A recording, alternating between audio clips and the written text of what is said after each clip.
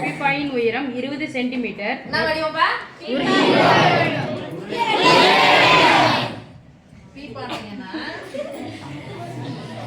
உருளை வடிவம் பீப்பாயின் என்ன கொடுத்துட்டாங்க? உயரம் தான் சமி போடுவோம்.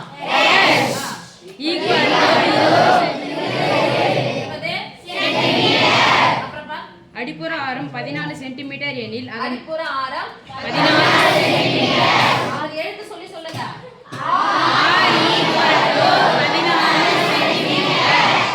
அதன் வலைப்பரப்பை காண்க. எதனுடைய வலைப்பரப்பு? உருளையின் வலைப்பரப்பு ஈக்குவல் டு பார்க்கலாம்.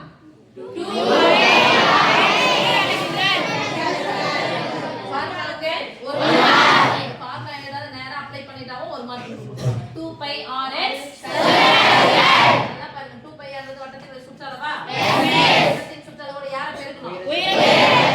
ஈக்குவல் பண்ணலாமா? அப்ளை பண்ணுங்க. பையனுடைய மதிப்பு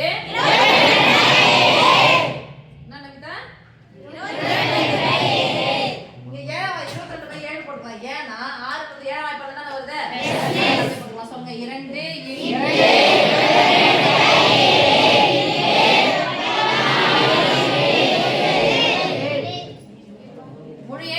முழு எண் பின்ன நடுவுல பெருக்கல். ஒரு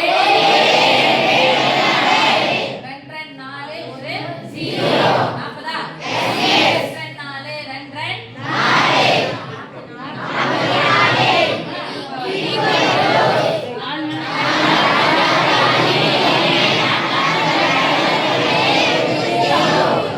சென்டிமீட்டரையும் சென்டிமீட்டரையும் பெருக்கினா சென்டிமீட்டர் ஸ்கொயர் அல்லது சதுர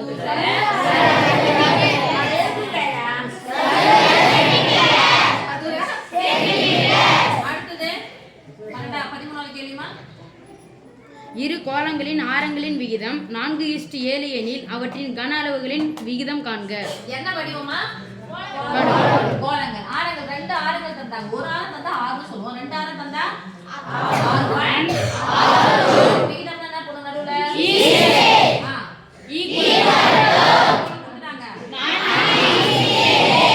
என்ன கேக்குறாங்க? கன அளவுகளின் விகிதம். கோளத்தின் கன அளவுக்கான வாய்ப்பு என்னன்னு சொல்லுங்க.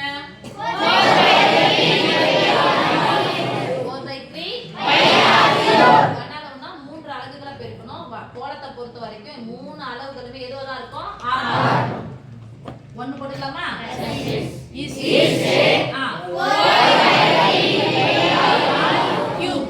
ஓகே. ஈஸ்ட் என்ன சாமி?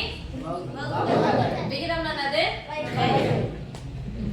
ஈஸ்ட்னா வகுத்தல். விகிதம்னா என்னது? பை. ஈஸ்ட்னா விகிதம், விகிதம்னா பைனா வகுத்தல். பாருங்க பை தான் இருக்கும். 4/3 பை 4/3 கேன்சல் ஆ. r1 cube is to r2 cube. r1 உடைய மதிப்பு என்னது? 4 சொல்லுங்க. 4 cube equal 4 cube 64. East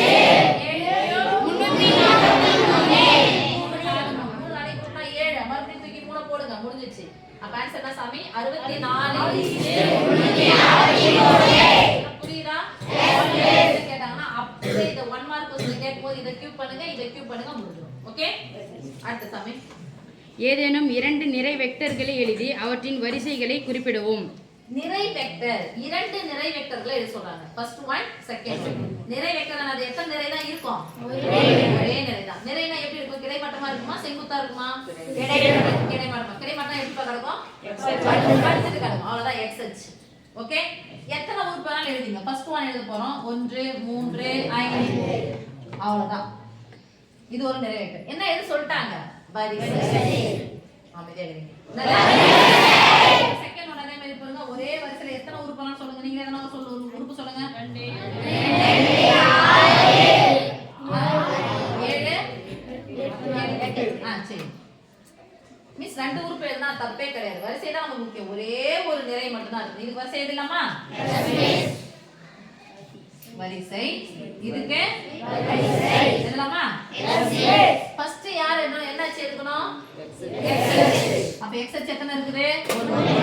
1 5 1 by எத்தனை உறுப்பு இருக்கு சொல்லுங்க 1 by